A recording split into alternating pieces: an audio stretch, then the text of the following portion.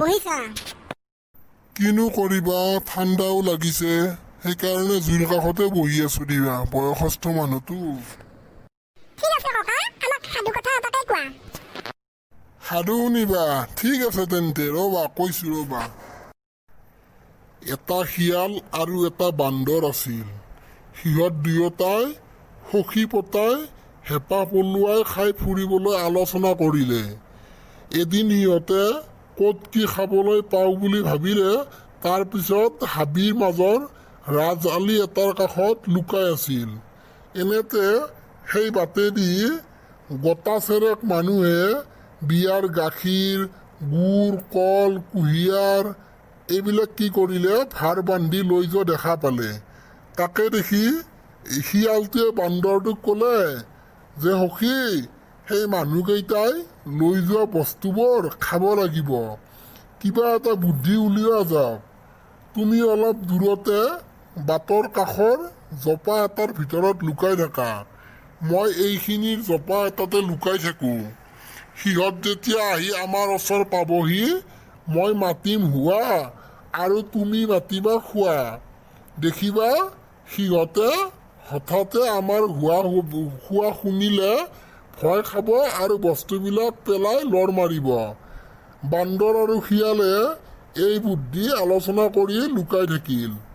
মানুহকেইটা যেতিয়া ওচৰ আহি পালে, হুৱা হুৱা আৰু খোৱা খোৱা যেতিয়া শব্দ কৰিলে, বাঘ কি ভালুক আহিছে বুলি ভাবি মানুহকেইটাই ভয় খাই ভাড়াৰ বস্তুবোৰ তাতে পেলাই পেলাই এৰি গুচি গ'ল। মানুহকেইটাই পিয়াপি দি লৰ মৰা দেখি শিয়াল আৰু বান্দৰে ৰঙত দেও কপাল পাৰি ভাড়াৰ বস্তুবোৰ লৈ গৈ হাবিত সুমুৱালে। তাৰপিছত কি হ'ল ককা?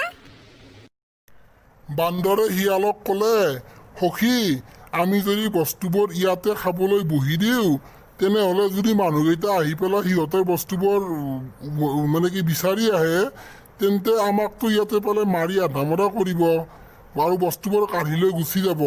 এটা কাম কৰোঁ দিয়া, মই এই বস্তুবোৰ লৈ গছজোপাৰ ওপৰত উঠো আৰু তুমি তলতে থাকা।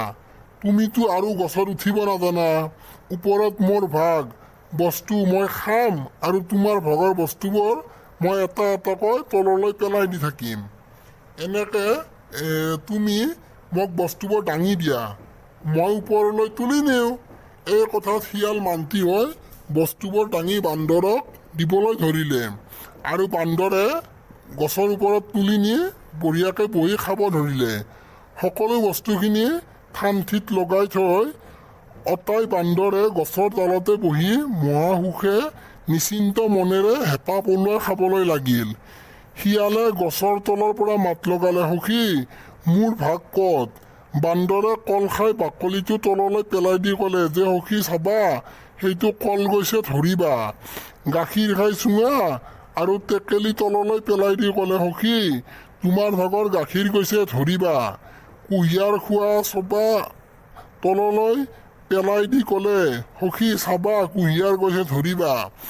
এইদৰে বান্দৰে শিয়ালক ফাঁকি দি সকলোবোৰ বস্তু খোৱা দেখি শিয়ালে খঙত গছৰ গুৰিকে কামুৰি আৰু মাটি আঁচুৰি পিপুৰি মনৰ দুখ মনতে লৈ তাৰ পৰা গুচি গ'ল। এদিন বান্দৰে শিয়ালক এবাৰ টেকেলীয়া কোদৰ গছৰ ওপৰত বহি থকা দেখি ওচৰ চাপি সুধিলে, সখী, কি কৰিছা?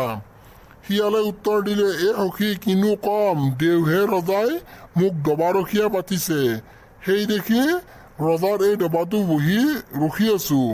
বান্দৰে ক'লে, সখী, চাপৰ বজাই দিওঁ দিয়াহে মোকো।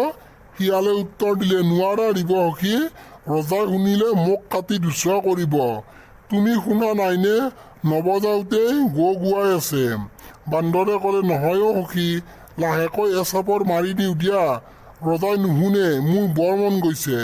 শিয়ালে ক'লে, ঠিক আছে দিয়া সখী, তোমাৰ কথানো কেনেকৈ পেলাওঁ, কিন্তু লাহেকৈ চাপৰ এটা মাৰি দিয়া।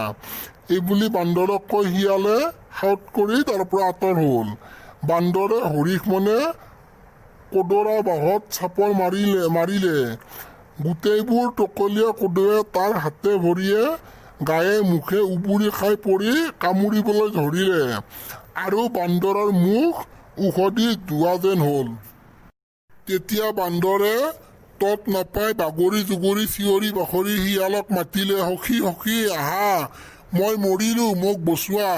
শিয়ালে দূৰৰ পৰা উত্তৰ দিলে, কলটো খাই যে মোলৈ বাকলিটো পেলাই দিছিলা, তাৰ উপকাৰ কৰিলো। বান্দৰে মাতিলে, সখী মোক ৰখা, মই মৰিলো। শিয়ালে উত্তৰ দিলে, গাখীৰ খাই যে সুদা টেকেলিটো মোলৈ পেলাই দিছিলা, তাৰ ভৰ তুলিলো। বান্দৰে মাতিলে, সখী আহা অ আহা, মই মৰিলো অ। শিয়ালে ক'লে, কুঁহিয়াৰ খাই যে মোলৈ চবাই পেলাই দিছিলা, তাৰ পতক তুলিলো। এই বুলি কৈ বান্দৰক তাতে এৰি আঁতৰি গুচি গ'ল। ইয়াৰ বহুত দিন পিছত বান্দৰে দেখিলে শিয়ালে এডৰা বেজে কচু ৰখি বহি আছে। আৰু বান্দৰে যেতিয়া সেই কদৰ কথা একেবাৰে পাহৰি গৈছিল, সি ওচৰ চাপি আহি শিয়ালক সুধিলে, সখী কি কৰিছা, সেইডৰা কি? শিয়ালে হাঁহি মুখে বান্দৰৰ ফালে চাই মাত লগালে, এইডৰা ৰজাৰ পুৰা কুঁহিয়াৰ, মোক ৰজা ঘৰৰ পৰা ৰখীয়া পাতিছে, সেই দেখি ৰখি আছো, কিনো কৰিম দেওহে ৰজাৰ হুকুম। কুঁহিয়াৰৰ নাম শুনিয়েই বান্দৰৰ মুখৰ পানী ওলাল। বান্দৰে ক'লে, সখী মোক সৰু চাই এডালি খাবলৈ দিবানে? শিয়ালে উত্তৰ দিলে, আও তুমিনো কি কোৱাহে, ৰজাৰ কুঁহিয়াৰ মই তোমাক কেনেকৈ খাবলৈ দিওঁ? ৰজাই শুনিলে মোকতো মাৰিবই, পেটৰ পোৱালিকো চিৰি মাৰিব। লোভিয়া বান্দৰে আকৌ ক'লে, নহয় সখী মোৰ বৰ মন গৈছে, এডালি মনে মনে খাবলৈ দিয়া। ৰজাই গম নাপাই দিয়া। শিয়ালে ক'লে, খাব খুজিছা খোৱা, তেনেহ'লে মোৰ কি হয় হ'ব, কিন্তু এডালিৰ বেছি নহয়। শিয়ালৰ অনুমতি পোৱা মাত্ৰকত খকুৱা বান্দৰে ডাঙৰ কচু এডাল আনি লৰালৰিকৈ চুবাবলৈ ধৰিলে। তৎক্ষণাৎ বেজ কচুৱে তাৰ মুখ খজুৱাই তত এৰুৱাই দিলে, আৰু সি চিঞৰি গছৰ পাত সৰাই শিয়ালক মাতিবলৈ ধৰিলে, সখী মোক ৰখা, মই মৰিলো। শিয়ালে উত্তৰ দিলে, কল খাই যে বাকলিটো মোলৈ পেলাই দিছিলা, তাৰ উপকাৰ কৰিলো। বান্দৰে মাতিলে, সখী মৰিলো। শিয়ালে উত্তৰ দিলে, কুঁহিয়াৰ খাই মোলৈ চবাই পেলাই দিয়াৰ ভৰ তুলিলো। বান্দৰে মাতিলে, সখী মোক ৰক্ষা কৰা, মৰিলো। শিয়ালে ক'লে, গুৰ খাই যে টেকেলিটো মোলৈ পেলাই দিছিলা, তাৰ পতক তুলিলো। এই বুলি কৈ শিয়ালে তাৰ পৰা গুচি গ'ল। এই ঘটনাৰ বহুত দিনৰ পাছত এদিন বান্দৰে ফুৰি চাকি ফুৰোতে দেখিলে যে শিয়ালটো এটা পুৰণি পাটনাদৰ ওপৰত বহি আছে। পাটনাদৰ মুখখন মকৰা জালে ঢাকি থৈছিলে। বান্দৰে আগৰ দুৱাৰৰ কথা একেবাৰে পাহৰি গৈ শিয়ালক সুধিলে, সখী কি কৰিছা? শিয়ালে ক'লে, সখী কিনো কবা, ৰজাৰ ঘৰৰ এটা বিষয় মোৰ গাত সদায় লাগিয়েই আছে। ৰজাৰ এইখন কুঁৱৰীৰ যৌতুকত পোৱা ডলাৰ মোক বৰ সুখৰ নহয় নে সখী? কেনেকুৱা, এবাৰ ময়ো উঠি চাওঁ দিয়াচোন। শিয়ালে ক'লে, নোৱাৰো দিব, ৰজাই কেনেবাকৈ ডলাত উঠা চিন পালে মোকতো পিঠি ফালি দিব। বান্দৰে ক'লে, কি চিন পাব, লাহেকৈ উঠিম আৰু নামি যাম, এবাৰ দিয়া সখী। এনেকৈ কৈ পেলাই বান্দৰে উঠি গ'ল। তেতিয়া শিয়ালে ক'লে, সোনকালে কৰা আৰু তৎক্ষণাৎ নামি যোৱা। বান্দৰে ৰজাঘৰীয়া ডলাত গা পেলাই সুখ পাবলৈ তৎক্ষণাৎ তোৱাই ভিৰাই জাপ মাৰি দি তাতে পৰি গ'ল। মকৰাৰ জাল বিদাৰি গৈ বান্দৰ নাৱত পৰি মৰি থাকিলে। অ ককা, ইমান ধুনীয়া সাধু কথা কোৱা তুমি, আৰু এটা কোৱাচোন, বহুত মন গৈছে সাধু শুনিব। ঠিক আছে অ মা, কম দিয়া, শুনা তেন্তে আৰু এটা সাধুকে কওঁ তোমালোকক। ভেকুলীৰ সাধু কৈ আছো তোমালোকক, মন দি শুনিবা। এখন গাঁৱত এটা বুঢ়া আৰু এজনী বুঢ়ী আছিল। সিহঁত অপুত্ৰক আছিল আৰু বৰ দুখীয়া আছিল। এদিন গঞা মানুহে মাছ মাৰিবলৈ বুলি পল জুলুকি লৈ উকিয়াই ওলালত বুঢ়া বুঢ়ীৰো গা উঠিল। বুঢ়াৰ ভগা পল এটা আৰু বুঢ়ীৰ ভগা জকাই এখন আছিল।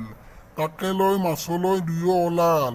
বিলত নামি গঞা মানুহে গাইপতি ভাৰে ভাৰে মাছ মাৰিছে, কিন্তু বুঢ়া বুঢ়ীয়ে চৰিয়াই চন্দা এটাও ধৰিব নোৱাৰিলে।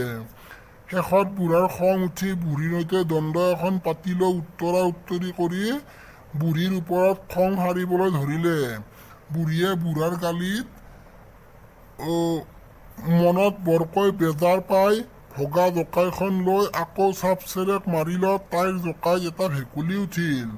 বুঢ়ীৰ জকাইত ভেকুলীটো উঠা দেখি বুঢ়াই খঙতে চিটিকি পৰি ভেকুলীটিকে এসেকা দিওঁগে বুলি ঘৰলৈ লৈ আহিল।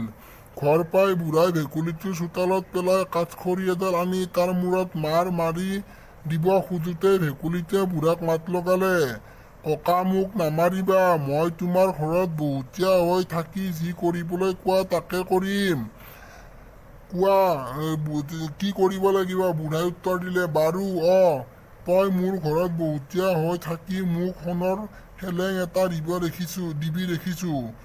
মোৰ পথাৰত কিজানি তই হাল কোৰ বাই দিবি হবলা। ভেকুলীয়ে ক'লে, দিম হাল কোৰ বাই ককা, তুমি মোক ৰাখি চোৱাচোন। ভেকুলীৰ কথাটো শুনি বুঢ়াই ভাবিলে, চোৱাই যাওকচোন ইনো কি কৰে, ই দেখোন বৰ গপ মাৰিছে। ইয়াকে ভাবি বুঢ়াই ভেকুলীটো নামাৰি ৰখিলে। পিছদিনা পুৱাই বুঢ়াই ভেকুলীটোক ক'লে, যাচোন গৰু হাল লৈ পথাৰলৈ যা, তইনো কি হাল বাৱ আজি ময়ো চায়ে লওঁ। বুঢ়াৰ কথা শুনি ভেকুলীয়ে গৰু আৰু নাঙল লৈ বুঢ়াৰ পথাৰত হাল বাবলৈ গ'ল। সেইদিনা ভেকুলীয়ে খুব হাল বালে আৰু হাল বাই অতাই পথাৰত আলি দিবলৈ লাগিল। এনেতে এক ৰজাই চহৰ ফুৰিবলৈ আহি মানুহে দুনুহে ভেকুলীয়ে হাল বাই আলি দিয়া মাটিডৰাৰ ওপৰেদি গছকি আলিটো ভাঙি তহিলং কৰি গ'ল। তাকে দেখি ভেকুলীয়ে ৰজাক নথৈ গালি পাৰিবলৈ ধৰিলে। ৰজাই গালি শুনি চাৰিওফালে চাইহে চাই কোনে গালি পাৰিছে। গৰুহালৰ বাহিৰে আন কাকো তাত নেদেখে। বাৰে প্ৰতি গালি পৰা শুনি ৰজাৰ অসহনীয়া হল আৰু তেন্তে খং কৰি গৰুহালকে লৈ গুচি গ'ল। ভেকুলীয়ে এই কাণ্ড দেখি লাহেকৈ বোকাৰ তলৰ পৰা ওলাই উঠি বুঢ়াৰ ঘৰলৈ উভতি আহি বুঢ়া বুঢ়ীক সকলো ভাঙি ক'লে। বুঢ়া বুঢ়ীয়ে বেজাৰ কৰিবলৈ ধৰিলে। ভেকুলীয়ে বুঢ়ীক ক'লে, আই বেজাৰ নকৰিবা, আপুনি মোক এদনমান মাহ গোট কৰাই দিয়ক, মই গৰুহাল আনিবলৈ যাওঁ। বুঢ়ীয়ে সুধিলে, তই গোট কৰাই কি কৰিবি? ভেকুলীয়ে ক'লে, মই যি কৰো কৰিম, আপুনি মাথো দিয়কচোন, একো চিন্তা কৰিব নালাগে। বুঢ়াই ক'লে, নেলাগে বপাই, তই গৰু আনিবলৈ যাব নালাগে। ৰজাৰ সৈতে বিবাদ কৰি তই একো কৰিব নোৱাৰ, মৰাহে পৰিবি। মই মৰকীয়াকৈ গৰু আনি যি পাৰো খেতি কৰিম, তই নালাগে যাব বোপাই। কিন্তু ভেকুলীয়ে একোতে শান্ত নহয়। যাবলৈ ওলোৱা দেখি শেষত বুঢ়ীয়ে তাক এদমান মাহ গোট কৰাই ভাজি দিলত সি তাকে লৈ ওলাই গ'ল। ভেকুলীয়ে জলঙাত মাহ গোট কৰাই লৈ একোমুঠি খাই এই বুলি বাটে বাটে গাই যাবলৈ ধৰিলে, মাহ গোট কৰাই খাওঁ, বাটে বাটে যাওঁ, মোৰ লগত যে আহে তাকো এগাল দেও। ভেকুলীৰ কথা শুনি মাহ গোট কৰাই খাবৰ লগত অনেক সিংহ, বাঘ, ভালুক আদি বনৰীয়া জন্তু, আনকি মৌ বৰল কোদো প্ৰভৃতিও তাৰ লগ লাগি গ'ল। ভেকুলীয়ে সকলোকে একোগালকৈ মাহ গোট কৰাই খুৱাই বস কৰি গোটেইটো ঘটনা সিহঁতৰ আগত ভাঙি পাতি ক'লে। সিহঁতে সেই কথা শুনি ৰজাৰ সৈতে যুঁজ দিবলৈ ভেকুলীৰ লগতে গ'ল। ভেকুলীয়ে আটাইবোৰ জন্তুৰ সৈতে মাটিৰ ধূলি উৰাই গুজৰি গুমৰি ৰজাৰ পদূলি পাই ৰজালৈ কৈ পঠিয়ালে যে, ৰজাই মোৰ গৰু উভতাই দিবনে মোৰ সৈতে যুঁজ দিব? ৰজাই যুঁজ দিম বুলি ক'লে। ৰজাৰ সৈন্যৰ সৈতে ভেকুলীৰ সৈন্যৰ ঘোৰ ৰণ লাগিল। ৰণত ৰজাৰ অলেখ সৈন্য আৰু দুটা ল'ৰা মৰি গ'ল। ৰজা নিৰুপায় হৈ ভেকুলীৰ ভৰিত দীঘল দি পৰি গ'ল। ৰজাই ডিঙিত কাপোৰ মেৰাই ভেকুলীক কাকুতি কৰি ক'লে যে, যদি ভেকুলীয়ে মোক এইবাৰলৈ ক্ষমা কৰে, তেন্তে মই ভেকুলীক মোৰ অৰ্ধৰাজ্য আৰু মোৰ জীক বিয়া দি দিম। এই কথা শুনি ভেকুলীয়ে ৰজাক ক্ষমা কৰিলে আৰু ৰজাৰ জীয়েকক বিয়া কৰাই ৰজাৰ জোৱাই হৈ ৰজাৰ ঘৰতে থাকি বুঢ়া বুঢ়ীকো তালৈকো তুলি লৈ গৈ সুখেৰে সময় কটাবলৈ ধৰিলে। সঁচাকে ককাই কিন্তু বহুত ধুনীয়া ধুনীয়া সাধু জানা দেই। এতিয়া মই তোমালোকক এটা অহংকাৰী সদাগৰৰ সাধু কম। এবাৰ এখন দেশত এজন বৰ অহংকাৰী সদাগৰে বাস কৰিছিল। তেওঁ দেশ বিদেশত বেপাৰ কৰি অজস্ৰ ধন সম্পত্তিৰ মালিক হৈছিল। ধন ধানৰ চিন্তাত তেওঁ আনকি ঈশ্বৰৰ চিন্তা কৰিবলৈও সময় নাছিল। যদিও তেওঁ কেতিয়াবা কেতিয়াবা ভিক্ষাৰী, দুখীয়া নিচলা লোকসকলক দান দক্ষিণা কৰিছিল, তথাপিও তেওঁলোকক বৰ হেৰি চকুৰে চাইছিল। তেওঁৰ মতে এইসকল বহুতেই হ'ল পৃথিৱীৰ বাবে এটা বোজা। ঈশ্বৰে তেওঁলোকক অভিশাপ স্বৰূপেহে পৃথিৱীলৈ পঠাইছিল। কিন্তু তেওঁৰ একমাত্ৰ ল'ৰাটো বৰ ঈশ্বৰ ভক্ত আছিল। কেতিয়াবা দুষ্টৰ ঘৰতো সজ্জনে জন্ম লয়। তেওঁলোকৰ ঘৰতো সেই হ'ল। পিতৃ মহা অহংকাৰী কিন্তু পুত্ৰ মহা নিৰহংকাৰী। সি সদায় ভাবিছিল যে মানুহৰ ধন সম্পদৰ কোনো মূল্য নাই। আজি যিখিনি মোৰ হাতত, কালি সেইখিনি আন কাৰোবাৰ হাতত, সকলো হাতৰ ময়লা। সেয়ে সি কেতিয়াও ধনী দুখীয়াৰ মাজত একো পাৰ্থক্য বিচাৰি পোৱা নাছিল। তাৰ মতে ধনী দুখীয়া, ৰজা ফকীৰৰ মাজত কোনো ভেদাভেদ নাছিল। ঈশ্বৰৰ দৃষ্টিত সকলো সমান। সেয়ে সি দুখীয়া লোকসকলৰ লগত সিমানেই মিলামিছা কৰিছিল যিমান মিলামিছা সি ধনী লোকসকলৰ লগত কৰিছিল। পুত্ৰৰ এইবোৰ স্বভাৱে অহংকাৰী সদাগৰক বিতুষ্ট কৰি তুলিছিল। সেয়ে ল'ৰাটোৰ 15 বছৰ পাৰ হোৱাৰ পিছতে তেওঁ ভাবিলে যে এইবাৰ বেপাৰলৈ গ'লে পুত্ৰক লগতে লৈ যোৱা হওক। সি অন্ততঃ বিভিন্ন ঠাইৰ দুখীয়া নিচলা মানুহবোৰক নিজ চকুৰে চাই উপলব্ধি কৰক যে সিহঁত কিমান অভাৱী, কিমান লেতেৰা, কিমান লোভীয়া, কিমান হীনমন স্বভাৱৰ।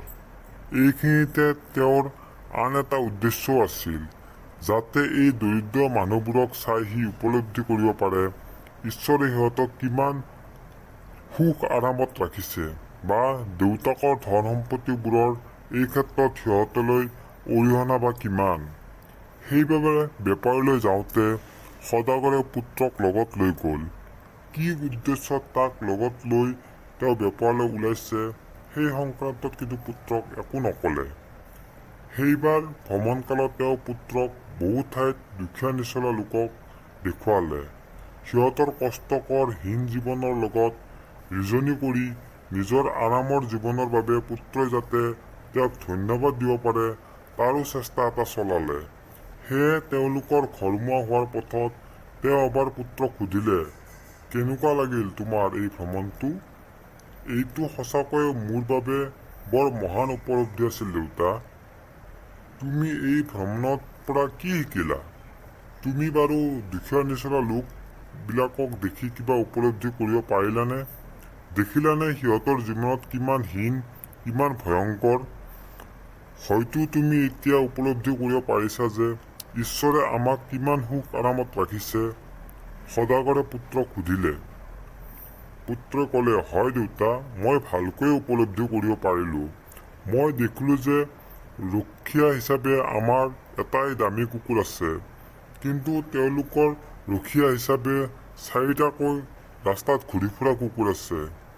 আমাৰ মনোৰঞ্জনৰ বাবে আমাৰ সন্মুখৰ বাগিচাখনৰ মাজত এটা সুন্দৰ পুখুৰী আছে, কিন্তু তেওঁলোকৰ মনোৰঞ্জনৰ বাবে সন্মুখত আছে পাৰ নথকা সাগৰ, কুলকুল সুৰেৰে বৈ যোৱা নদ নদীবোৰ। বিদেশৰ পৰা আমদানি কৰা বিভিন্ন ৰঙৰ লাইটবোৰে সদায় আমাৰ বাগিচাত সদায় নিশা পোহৰ কৰি ৰাখে, কিন্তু তেওঁলোকৰ চোতালত নিশা পোহৰাই ৰাখে ঈশ্বৰৰ তৰকা, নক্ষত্ৰ, দীপ্তিমান জ্যোতিষ্কবোৰে। আমাৰ চোতাল আমাৰ ঘৰৰ সীমাৰ ভিতৰতে আবদ্ধ, কিন্তু তেওঁলোকৰ চোতাল দূৰ দিগন্তব্যাপী। আমি বাস কৰা মাটিডোখৰৰ 4টা সীমা আমি মাটিডোখৰক যিকোনো স্থানতে থিয় দি দেখা পাব পাৰোঁ, কিন্তু তেওঁলোকৰ প্ৰত্যেকে বাস কৰা মাটিবোৰৰ সীমা আমাৰ দৃষ্টিৰ বাহিৰত। আমাৰ ঘৰত বহুতো লোকে আমাক আলপৈচান ধৰে, কিন্তু তেওঁলোকে লগুৱা হিচাপে থাকি আনৰ ঘৰত সেৱা কৰে। আমি খাবলৈ বজাৰৰ পৰা খাদ্য শস্য কিনি আনো, কিন্তু তেওঁলোকে নিজৰ খাদ্যও আমাৰ খাদ্যৰ বাবে খেতি পথাৰত কৰে। আমাৰ ঘৰৰ পকী বেৰাই আমাক সুৰক্ষা দিয়ে, কিন্তু তেওঁলোকৰ বন্ধু বান্ধৱে ইজনে সিজনক সুৰক্ষা দিয়ে। তেওঁলোকে চাওকচোন দেউতা, তেওঁলোকৰ তুলনাত আমি কিমান দুখীয়া নিচলা আৰু তেওঁলোক কিমান ধনী। পুত্ৰৰ উত্তৰত দেউতাক অবাক লাগিল। তেওঁ সিদিনাৰ পৰা জীৱনৰ প্ৰকৃত অৰ্থ বুজি পালে। ঘৰলৈ ঘূৰি আহি আগৰ সকলো অহংকাৰ এৰি ঈশ্বৰৰ প্ৰকৃত পথত সন্ধানত ব্ৰতী হ'ল। যিমানে পাৰে দুখীয়া নিচলাক সহায় কৰিবলৈ ল'লে। তেওঁলোকৰ লগত দূৰত্ব বজাই নচলা হ'ল। ককা বঢ়িয়া লাগিছে, সঁচাকৈ তুমি বহুত ভাল ভাল কথা জানা কিন্তু দেই, আমাকো শিকালা। বঢ়িয়া ককা, ধন্যবাদ ধন্যবাদ। হ'ব হ'ব ধন্যবাদ ক'ব নালাগে আই কৈছোঁ আৰু দে তহঁতকে যদি নকওঁ নিজৰ নাতিকেইটাক কাকনো কম ককা বঢ়িয়া লাগিছে আৰু এটা সাধু কোৱাচোন ঠিক আছে তহঁতক মই ফেঁচাৰ সাধু এটাই কৈ দিছোঁ অতি পুৰণি কালৰ কথা এখন ডাঙৰ হাবিত বহুত চৰাই আৰু জন্তুৱে একেলগে বাস কৰিছিল এটা ফেঁচাই বান্দৰ এটাৰ সৈতে বন্ধু পাতিছিল এদিন সেই ফেঁচাটোৱে তাৰ বন্ধু বান্দৰক মৌ বা এটাৰ পৰা জুই আনিবলৈ পঠালে বান্দৰটোৱে জুই আনিবলৈ বুলি মৌৰ বাঁহত হাত দিওঁতেই তাক মৌৱে কামুৰি হাং কৰিলে বিষত তত নাপাই বান্দৰটোৱে খুব কান্দিবলৈ ধৰিলে ওচৰৰে গছ এজোপাত উঠি কেৰ্কেটুৱা এটাই দেখি খাই আছিল আৰু গছৰ গুটি এটা বান্দৰৰ গালৈ দলি মাৰি পঠিয়ালে গুটিটো বান্দৰৰ গাত নেলাগি মাটিত শুই থকা সাপ এটাৰ মূৰত পৰিল গুটিটো মূৰত পৰাত সাপটোৱে দুখ পাই সেই ঠাইৰ পৰা আঁতৰি গৈ এটা গাঁতৰ ওচৰ পালেগৈ সেই গাঁতটোৰ ওচৰতে বনৰীয়া গাহৰি এটা আছিল সাপটোক দেখি গাহৰিটোৱে ভয় খাই লৰ মাৰিলে লৰ মাৰোতে বাটতে এজোপা কলগছ পাই গাহৰিটোৱে খঙতে দাঁতেৰে খুচি কলজোপা মাটিত বগৰাই পেলালে কলগছজোপাতে এটা বাদুলিয়ে কল খাই আছিল কলগছজোপা পৰি যাত বাদুলিটোৱে ভয়তে উৰি গৈ নৈৰ কাণত কাণ কোবাই থকা হাতী এটাৰ কাণত সোমাল হাতীটোৱে কি সোমাল বুলি ভয় খাই লৰ মাৰিলে হাতীটো লৰি যাওঁতে তাৰ ভৰিত লাগি ডাঙৰ শিল এটা পাহাৰৰ পৰা খহি গৈ বাগৰি বাগৰি নৈখনত পৰিলগৈ নৈৰ পানী যুৱলিত বুচিয়া নামৰ সৰু চৰাই এটাই মাছ খাবলৈ বুলি জোপ লৈ আছিল শিলটো বাগৰি গৈ চৰাইটোৰ ঠেং এখন ভাঙি দিলেগৈ ভঙা ঠেংখনেৰে উৰি গৈ চৰাইটোৱে ওচৰৰে আন এটা শিলৰ ওপৰত বহিলগৈ ঠেংখন ভঙাত খং উঠাত চৰাইটোৱে শিলটোৰ ওচৰতে ৰৈ থকা মিছামাছ এটাৰ মূৰতে খোজ কৰি দিলে চৰাইটোৰ এনে অপকৰ্ম দেখি মিছামাছটোৰ বৰ খং উঠিল সেই ঠাইতে ভাই ককাই হালে পানীত মাছ ধৰিবৰ কাৰণে শিলেৰে এটা বান্ধ দি আছিল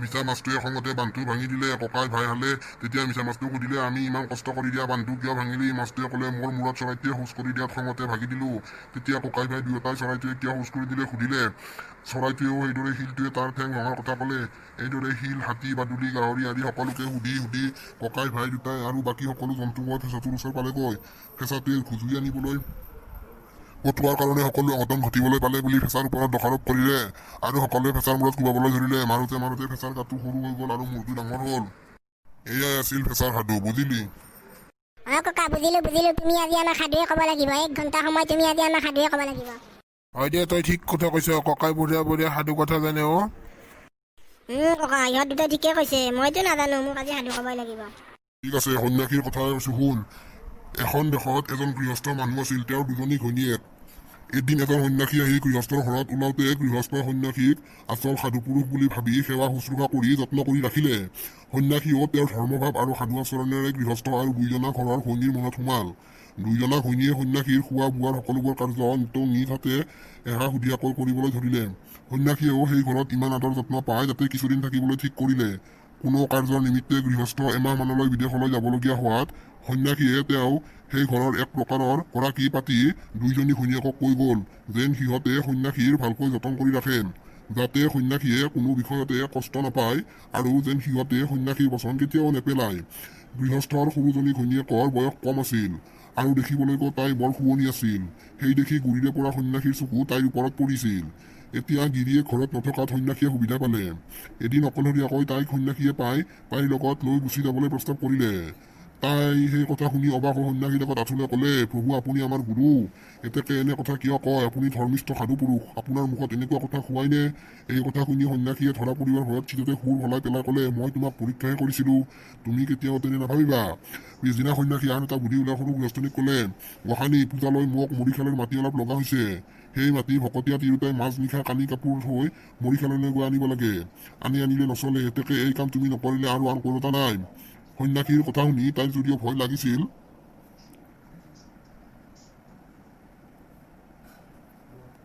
আৰু খং উঠিছিল তথাপি গিৰিয়েকে সন্যাসীৰ হুকুম মানিবলৈ কৈ যোৱা বাবে তাই মনত পেলাই সেইদৰে মৰিশালীৰ পৰা মাটি আনিবলৈ গাত লৈ আনি দিলে দিনো এইদৰে সন্যাসীৰ কথা মতে তাই মৰিশালীৰ মাটি আনি দি আছিল এনেতে গিৰিয়েক উভতি আহিল গধূলি গিৰিয়েকৰ সৈতে সন্যাসীয়ে কথা বাৰ্তা পাতোতে সন্যাসীয়ে বিশ্বাসে গিৰিয়েকক ক'লে যে তাৰ সৰুজনী ঘৈণীয়েক প্ৰীতিনী সদায় ৰাতিৰ ওপৰতে মৰিশালীলৈ গৈ কাপোৰ কানি সলকাই থৈ নাচি বাগি তাত মাটি খানি থাকে সন্যাসীৰ কথা শুনি গিৰিয়েকে উঠি আচৰিত মানি সুধিলে আপুনি এই কথা সঁচাকৈ কৈছেনে সন্যাসীয়ে উত্তৰ দিলে বাৰু এতিয়া আপুনি মনে মনে থাকক আজি ৰাতিৰ ওপৰত মই আপোনাক দেখুৱাই দিম আপুনি নিজ চকুৰে দেখিব ৰাতি দুপৰৰ আগে সন্যাসীয়ে গৃহস্থক লগত লৈ মুৰিখালিৰ এচুকত মনে মনে লুকাই আছিল।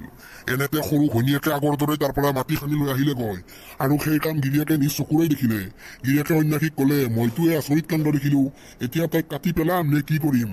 সন্যাসীয়ে উত্তৰ দিলে, এই কাটি মাৰি পেলোৱাতকৈ এখন নাৱত তুলি এই হাত ভৰি বান্ধি উঠাই দিয়া, তাতে তাই লেকাত ভুন্ধি মৰক।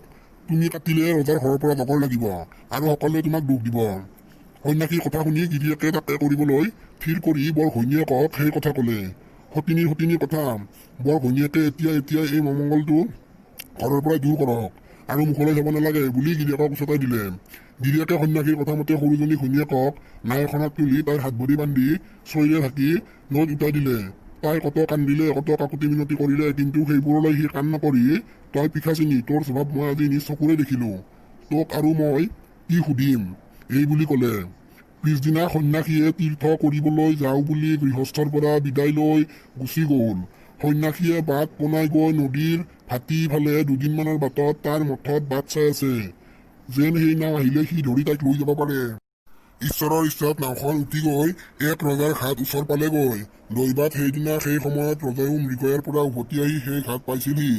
সেইদিনা চিকাৰত ৰজাই পহু নাপাই এটা বুঢ়া ভালুক পাই ধৰি লৈ আহিছিল। ৰজাই নাওখন উঠি অহা দেখি তাত কি আছে চাবলৈ বুলি ধৰাই আনি তাৰ চৈ গুচাই দেখিলে যে তাত দীপলিপ তিৰোতা এজনী আছে। তিৰোতাজনীৰ বাঞ্চাত মেলি দি তাইক সুধিলত তাৰ সকলো বৃত্তান্ত ভাঙি ৰজাক ক'লে। তেতিয়া ৰজাৰ সন্যাসীৰ ফাঁকি বুজিব পাৰি তাইক নাৱৰ পৰা তুলি আনি নাৱত সেই ভালুকটো সোমাই দি আগৰ দৰে চৈৰে থাকি নাওখন উঠাই দিলে আৰু তাইক নিজৰ ঘৰলৈ লৈ গৈ বিয়া কৰাই মৰমৰ কুঁৱৰী কৰি ৰাখিলে। ইফালে নাওখন উঠি গৈ সন্যাসীৰ মঠৰ ঘাটৰ ওচৰ পাওঁতে সন্যাসীয়ে আনন্দত উত্ৰাৱল হৈ পৰিল আৰু নাওখন ধৰি আনি হেঁপাহৰ বস্তুটি পালো বুলি কৈ দাঙি দিওঁতে তলৰ পৰা ভালুকটো ওলাই আহি তাক খাই পেলালে। তেতিয়া সন্যাসীৰ মৃত্যু ঘটিল। তামোলৰ উৎপত্তি কেনেকৈ হ'ল তহঁতক কৈ আছো শুন। অতীততে মিকিৰ জাতিয়ে বিশ্বাস কৰিছিল যে আগেয়ে পৃথিৱীত তামোলৰ গছ নাছিল। মিকিৰ জাতিৰ বিশ্বাস মতে ইয়াৰ বিষয়ে এটি ধুনীয়া সাধু আছে। পূৰ্বপুৰুষসকলৰ ভাৱধাৰা মতে ই এটা প্ৰকৃত সঁচা ঘটনা যেন অনুমান হয়। পূৰ্বতে সৰগৰ ইন্দ্ৰপুৰীৰ বাহিৰে আন কোনো ঠাইতে তামোলৰ সৃষ্টি হোৱা নাছিল। আৰকং বা তামোল অকল দেৱতাসকলে ভোগ কৰিবলৈ পাইছিল। পৃথিৱীত মানুহে তামোল কি বস্তু, কেনেকুৱা আৰু ক'ত আছে তাৰ বিষয়ে একো নাজানিছিল। ইয়াৰ পূৰ্বে পৃথিৱীত মানুহে ধূনাচালি নামে লতাৰ বাকলিয়ে চুবাইছিল, তথাপি তেওঁলোকে তামোলৰ বিষয়ে একো উমঘামে পোৱা নাছিল। ইপিনে স্বৰ্গৰাজ্যত দেৱতাসকলৰ সকলোৱে তামোল খাই উঠ মুখ ৰঙা কৰি তামোল সোৱাদ লৈছিল। সেই সৰগত কোনোবা প্ৰৱেশ কৰিলেও তাৰ একো বস্তু তাৰ পৰা আনিব নোৱাৰিছিল। তাতে অতিথি স্বৰূপে সকলো বস্তুৰে সোৱাদ ল'ব পাৰে, কিন্তু একোকে তাৰ পৰা আনিব নোৱাৰে।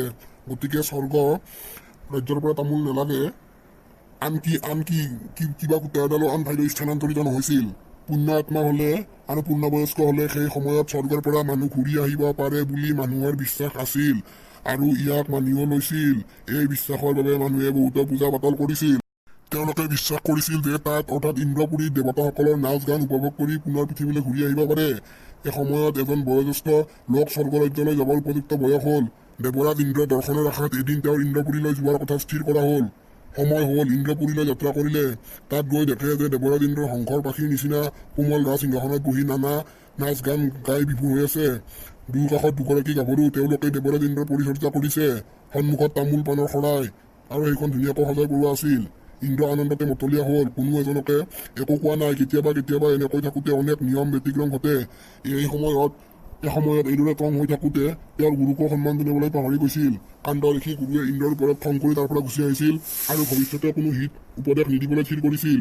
সিদিনা আমাৰ পকামূৰীয়া বুঢ়া ইন্দ্ৰপুৰী পালেগৈ। ইন্দ্ৰই বুঢ়াজনক দেখি সন্মানেৰে তেওঁ নিজ কাৰেঙৰ ভিতৰলৈ আদৰি আনিলে। পাছত থাকিবলৈ আৰু খাবলৈ সুবিধা কৰি দিলে। ইন্দ্ৰ স্বভাৱতে কোমল মনৰ আছিল আৰু সেয়েহে তেওঁ মানুহকো সন্মান কৰিছিল। বুঢ়াই গৈ দেখে যে দেৱৰাজ ইন্দ্ৰৰ ৰাজকাৰেঙৰ পিছফালে কিবা দীঘল দীঘল গছ ভৰা বাৰী এখন, লগতে অনেক খেতি বাতি। এইবোৰ দেখি বুঢ়াই তবত মানিলে, কিন্তু বুঢ়া হলে টেঙৰ আছিল। তেওঁ খোৱা বোৱা শেষ কৰি দেৱৰাজৰ গাভৰু দুগৰাকী একেলগে ওলাই আহি তামোল পাণৰ শৰাই আগবঢ়াই দি বুঢ়াক তামোল খাবলৈ ইংগিত দিলে। বুঢ়াই কিবা খাবলৈ ইচ্ছা নকৰিলে, কাৰণ সেই বস্তু বা আকৌ কি তেওঁ আগেয়ে দেখাও নাই আৰু খায়ো পোৱা নাই। খোৱাৰ পৰা বা কি হয় তাক আমাৰ পকামূৰীয়া বুঢ়াই তলকিব পৰা নাছিল। তেওঁ খাবলৈ ইচ্ছা নকৰাত গাভৰু দুজনীয়ে খিলখিলকৈ হাঁহিবলৈ ধৰিলে। হাঁহিৰ ৰল শুনি দেৱৰাজ ইন্দ্ৰ নিজে বুঢ়াৰ কথালৈ সোমাই আহিল আৰু তেতিয়া হাঁহি বন্ধ হ'ল। ইন্দ্ৰ সুধিলে, হাঁহিছ আছে কিয়? হাঁহিৰ কাৰণ কি? তেতিয়া গাভৰুজনীয়ে ক'লে, মহাৰাজ, এই বুঢ়াজনে তামোল খাবলৈ ইচ্ছা কৰা নাই, জানোচা কিবা অঘটন ঘটে এই বুলি। ইন্দ্ৰই তেতিয়া হাঁহি মাৰি ক'লে, আপুনি এই বিষয়ে অকণো ভয় নকৰিব। আহাৰ গ্ৰহণ কৰাৰ পাছত মুখ শুদ্ধিৰ বাবে ইয়াক খাব লাগে। আমিও আহাৰৰ পাছত ইয়াকে খাওঁ। খাওক, একো নহয়, কোনো ভয় কৰিব নালাগে। বুঢ়াই কিন্তু তামোল কিবা গছৰ বিগুটি বুলি খাব খোজা নাছিল। তথাপি দেৱৰাজ ইন্দ্ৰৰ কথা মতে বুঢ়াই খাওঁ নাখাওঁ মনেৰে শৰাইৰ পৰা এখন তামোল হাতত তুলিলে মুখত দিলে। তেতিয়াহে বুঢ়াই বুজিলে যে খাবলৈ বস্তুটো বৰ সোৱাদ। সেই বস্তুটো পৃথিৱীত নাই। বস্তুটো পৃথিৱীত খোৱা লতাৰ বাকলিৰ দৰে লাগে, কিন্তু একে নহয়। ই বৰ সোৱাদ। ইয়াক আমাৰ পৃথিৱীলৈকে নিব লাগিব, বুঢ়াই মনতে ভাবিলে। ইয়াকে ভাবি পিছদিনা বুঢ়াই ইন্দ্ৰৰ ৰাজধানী এৰিবলৈকে মন কৰিলে। ৰাতিও কিছু হ'ল। বুঢ়া বিচনাত পৰিল, কিন্তু বুঢ়াৰ চকুত টোপনি নাই। ইমান কোমল দাঢ়ি পাতি পায়ো বুঢ়াই ওৰে ৰাতি উজাগৰে কটাবলগীয়া হ'ল। তেওঁৰ ৰাতিটোৰ ওপৰত বৰ খং উঠিল। ৰাতিটো যেন নেযায় নোপোৱাই। বুঢ়াই মাথো শুই শুই ভাবে আৰু ভাবে, কেনেকৈনো বস্তুটো পৃথিৱীলৈ আনে। কোনো প্ৰকাৰেও তেওঁ এই বস্তুটো ইন্দ্ৰ ৰাজ্যৰ চাৰিসীমাৰ ভিতৰৰ পৰা বাহিৰ উলিয়াই নিব নোৱাৰে। অতিথিয়ে বিদায় লোৱাৰ লগে লগে ইন্দ্ৰৰ কৰ্মচাৰীয়ে গোটেই মানুহটোকে উলংগ কৰি তালাচ কৰে। তাৰ পৰা বস্তুটো আনিবলৈ কোনো উপায় নাই। ভাবি ভাবি বুঢ়া বিমূৰত পৰে। ক'লেওতো আনিবলৈ নিদিয়ে। গতিকে বস্তুটো কিহতকে আনিব তাকে ভাবিলে। আনিব যে লাগিব সেইটো ঠিক। গোটেই ৰাতিটো বুঢ়াই উজাগৰে কটাই মাথো তামোল অনাৰ কথাকে ভাবিলে। অৱশেষত তেওঁ এটা বুদ্ধি সাজি উলিয়ালে। সেইটো কোনেও ধৰিব নোৱাৰে। কাৰো খাদ্য নাই। তেওঁ পেটত ভৰাই আনিব, কাৰণ ইন্দ্ৰপুৰীত গ'লে খাবলৈহে দিয়ে, আনিবলৈ নিদিয়ে। বুঢ়াই মনে মনে ভাবিলে, ভালে হ'ল বুদ্ধিটো, খাবলৈহে দিছে, ল'বলৈতো দিয়া নাই। তেওঁৰ উত্তৰ দিবলৈ যথেষ্ট যুক্তি আছে। এইদৰে ভাবি থাকোঁতে ৰাতিপুৱা চৰাই চিৰিকটিয়ে গছৰ তলত বহি গান ধৰিলে। বুঢ়াৰ আৰু কোনোমতে টোপনি নাহিল। যিয়ে লগ পাইছে টোপনি আহে ক'ত। লাহে লাহে ধাৰি পাতি এৰিলে। পোহৰো হ'ল। ৰাতিপুৱা বুঢ়াই ৰাতিয়ে সাজি থোৱা বুদ্ধিটোকে সৰগত কৰি লৈ ভাবি থাকিল। পুৱাতে বুঢ়াই খাই বৈ উঠিল। তামোল খোৱাৰ সময়ত বুঢ়াই তামোল খাই থাকোঁতে এটা গোটা তামোল গোটেই পেটত ভৰাই ল'লে। এই কাণ্ড কোনেও ধৰাই পেলাব নোৱাৰিলে। পিছত বুঢ়া ওলাল। তেওঁকো উলংঘা কৰি পৰীক্ষা কৰি চালে, কিন্তু একো হল নাপালে। লাহে লাহে বুঢ়াই সকলোকে নমস্কাৰ কৰি ইন্দ্ৰৰ ৰাজপ্ৰসাদৰ পৰা যাব ওলাল। ইন্দ্ৰৰ আচাৰ ব্যৱহাৰ, খোৱা লোৱা, থকা মেলা আদি দেখি বুঢ়াই বৰ ভাল পাইছিল। কিন্তু বিদায় বেলিকে এনে অৱস্থাত পৰা যে বুঢ়াৰ বেয়া লাগিল। যি হওক, তেওঁৰ বুদ্ধিৰে জয় হ'ল। তেওঁ বস্তু আনিলে। বুঢ়া ঘৰ পালেহি। ঘৰ আহি পুৱা সকলোৱে সৰগৰ পৰা ঘূৰি অহা মানুহ বুলি সন্মান কৰিলে। বুঢ়াৰ জীৱন সাৰ্থক হ'ল। তেওঁ শৌচৰ পৰা তামোলটো উদ্ধাৰ কৰিলে আৰু তাক আনি মাটিত ভালকৈ পচাই তাৰ পৰা তামোল গছ বনালে। তেতিয়া তেওঁ নিজকে বৰ বুদ্ধিয়ক বুলি ভাবি থৈন গইন মানিলে। বুঢ়াই পেটত ভৰাই অনাৰ কাৰণে তামোল পচিলে বৰ বেয়া গোন্ধ ওলাই। পিছত লাহে লাহে পৃথিৱীৰ বুকুত তামোলৰ সৃষ্টি হ'ল আৰু লগতে বুঢ়াই পুনৰ আগৰ তেজ বল লাভ কৰি মিচিকে হাঁহি মাৰিলে। এয়ে আছিলে। এজন বামুণ আছিল। সংসাৰত বামুণৰ এজনী ঘৈণীয়েকত বাজে আৰু আনজন আপোন বুলিবলৈ কোনো নাছিল। খুজি মাগি কোনোমতে তেওঁ পেট প্ৰৱৰ্তাইছিল আৰু প্ৰায় দুভাগ লঘোণে থাকিব লগাতো পৰিছিল। তাৰ উপৰি ঘৈণীয়েকজনৰ বৰ ডাকু তিৰতা আছিল। কেতিয়াবা বামুণ সুদাহাতে ঘৰলৈ উভতিলে তিতা মাত কথাৰে বামুণীয়ে বামুণৰ পথ এৰুৱাই দিছিল। এদিন গধূলি বামুণ সুদাহাতে ঘৰলৈ উভতিব লগাত পৰিল। তাৰ আগদিনাও গিৰিয়েকে ঘৈণীয়েকে দুয়ো লঘোণে আছিল।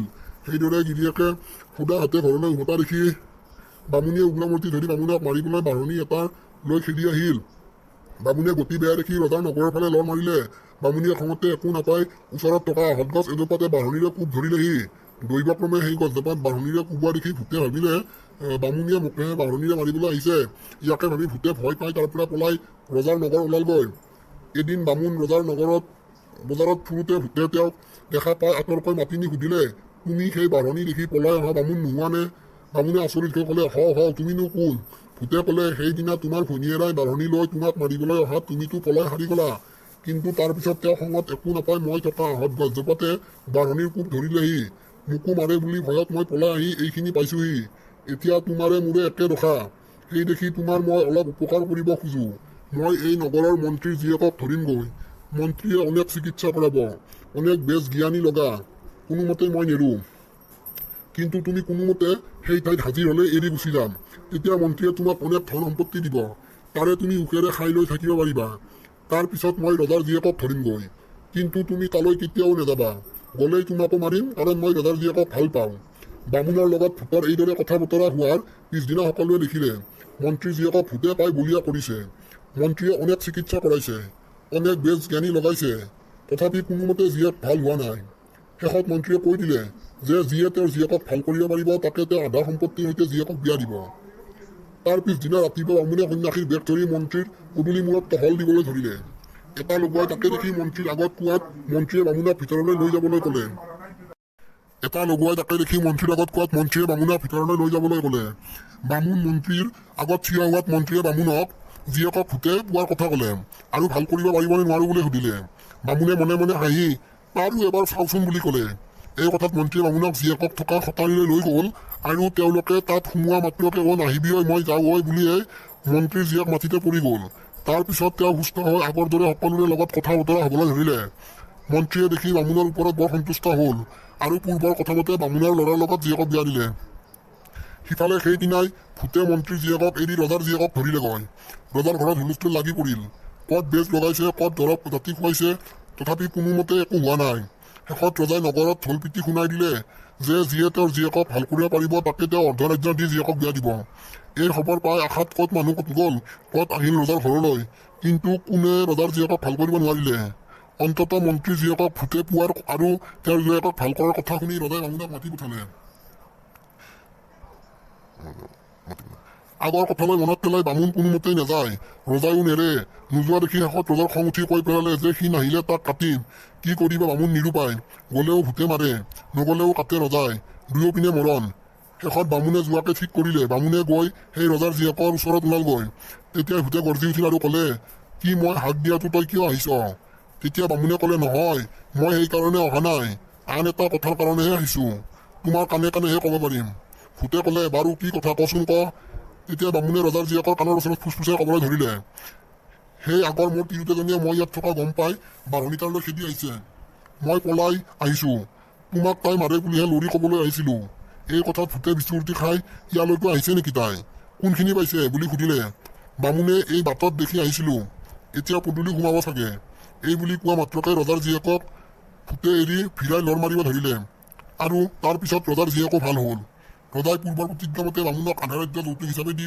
তেওঁৰ সৈতে জীয়েকক বিয়া দিলে ইয়াৰ পিছত বামুণে সুখেৰে খাই বৈ দিন কটাবলৈ ধৰিলে ককা আৰু কোৱা ঠিক আছে কৈ আছো ৰ এসময়ত এখন গাঁৱত দুজন নলে গলে লগা বন্ধু আছিল বন্ধু দুজনৰ কোনো সময়তে এৰা এৰি নাছিল এদিনাখন সিহঁতে চহৰ ফুৰিবলৈ বুলি এখন হাবিৰ হাবিতলীয়া বাট এটাৰে বাট পোনালে তেতিয়াৰ দিনত হাবি জংঘলবোৰ বাঘ ভালুকেৰে ভৰা আছিল কিছু দূৰ যোৱাৰ পিছত সিহঁতে ভয়ংকৰ জীৱ জন্তুবোৰৰ মাত শুনিবলৈ পালে সিহঁত ভয়তে পেপুৱা লাগিল তেতিয়া প্ৰথম বন্ধুজনে দ্বিতীয় বন্ধুজনক ক'লে বন্ধু এৰা এৰি নহ'বা আমি দুজন লগ হৈ থাকিলে বিপদ হ'ব নোৱাৰে কাৰণ একতাই পৰম বল দ্বিতীয় বন্ধুজনে প্ৰথম বন্ধুজনৰ কথাত হয়ভৰ দিলে কিছু দূৰ যোৱাৰ পিছত সিহঁতে এটা প্ৰকাণ্ড ভালুক সিহঁতৰ ৰাস্তাৰে আহি থকা দেখিবলৈ পালে ভালুকটো দেখা মাত্ৰই প্ৰথম বন্ধুজনে দৌৰিকৈ গছত উঠিল দ্বিতীয়জনে গছ বগাব নাজানে সেইকাৰণে সি প্ৰথম বন্ধুজনক বাৰে বাৰে গছত উঠিবলৈ অনুৰোধ কৰিলে আৰু ক'লে যেনেকৈ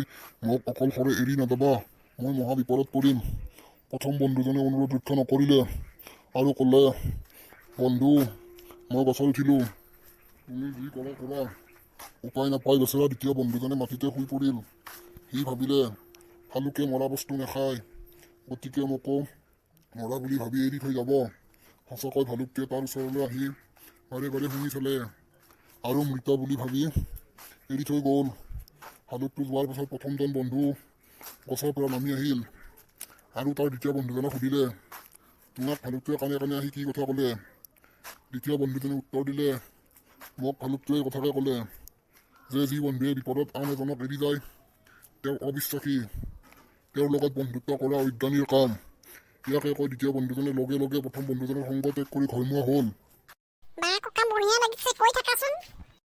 এঘৰ মানুহৰ দুটা পোহনীয়া মেকুৰী আছিল সেই মেকুৰী দুটাই এদিনাখন গৃহস্থই খাবলৈ বুলি সাজু কৰি ৰখা পিঠাৰ মাজৰ পৰা এখন পিঠা চুৰ কৰি আনিলে লগে লগে আনটোৱেও তাৰ লগত দৌৰ মাৰিলে সিহঁত গৈ গৃহস্থৰ বস্তিৰ এটা দিশত পিঠাখনৰ ভাগ বিতৰক লৈ এখন মস্ত কাজিয়া আৰম্ভ কৰি দিলে এই কাজিয়াখন এটা দুষ্ট বন্দৰে দূৰৰ পৰাই লক্ষ্য কৰি আছিল সি গছৰ পৰা নামি আহিল আৰু সিহঁত দুটাৰ ওচৰলৈ আহি সিহঁতৰ সমস্যা সমাধান কৰি দিয়াৰ প্ৰতিশ্ৰুতি দিলে সি ক'লে যে সেয়া তাৰ বাওঁ হাতৰ খেল বহুতৰে সেই সমস্যা সি সমাধান কৰি দিছে সি ক'ৰবাৰ পৰা এখন তৰ্জু আনিলে তাৰ পিছত পিঠাখন দুফাল কৰি দুয়োফালে উঠাই দিলে এইবাৰ যিফালে বেছি হয় সেইফালে সি একামোৰ খায় এনেকৈ একামোৰকৈ খাওঁতে খাওঁতে পিঠাখন এটা সময়ত শেষ হৈ থাকিল তেতিয়া বান্দৰে একেজাপে গছত উঠিল মেকুৰী দুটাই চাই থাকোঁতেই গ'ল সিহঁতৰ আৰু পিঠা খোৱা নহ'ল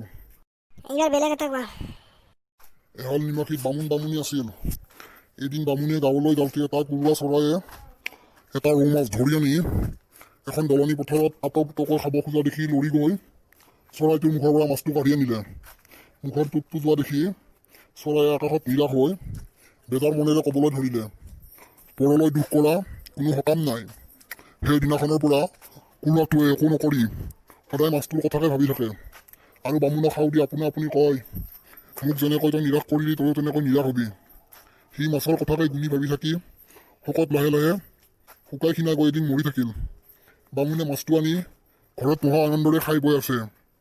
কিছুদিনৰ মূৰত বামুণৰ এটি ল'ৰা উপজিল। ল'ৰাটি এনে ৰূপহা উঠলি আহিছিল যে তাক যিয়ে দেখে সিয়ে কলা ল'বলৈ বিচাৰিছিল।